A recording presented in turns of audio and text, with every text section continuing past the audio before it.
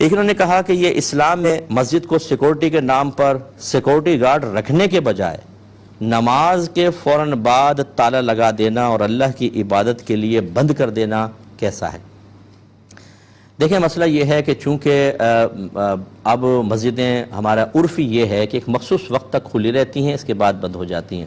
ہاں، جہاں پر پبلک آتی جاتی ہے، جیسے بس اسٹاپ کے قریب مسجدیں ہیں، اسٹیشن کے قریب مسجدیں ہیں، وہ بند نہیں ہوتی، 24 گھنٹے کھلی رہتی ہیں، تو ان پہ تو کوئی اعتراض ہی نہیں ہوگا۔ لیکن جو محلے وغیرہ کی مسجدیں ہیں، 24 آور کے لیے گارڈ رکھنا اور پھر گارڈ مطلب مسلسل مسجد کو کھولے رکھنا، یہ ویسے ہی مناسب نہیں ہوتا۔ لوگ کہاں آتے ہیں؟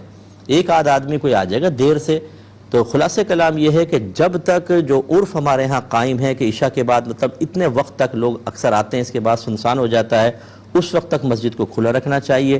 اسی طرح دیگر نمازوں کے لیے اس میں اگر ایسا کرتے ہیں کہ گارڈ وغیرہ کچھ نہیں رکھتے، جیسے نماز ختم ہوئی تالا لگا دیا، یہ ظلم عظیم ہے، اور یہ اسی زمرے میں آئے گا کہ اللہ تعالیٰ فرماتا ہے کہ اس سے بڑھ کر ظالم کون، جو مساجد کو اللہ کے ذکر سے روکے، ان کے ویرانی کے لیے کوشش کرے، یہ تو غلط ہوگا۔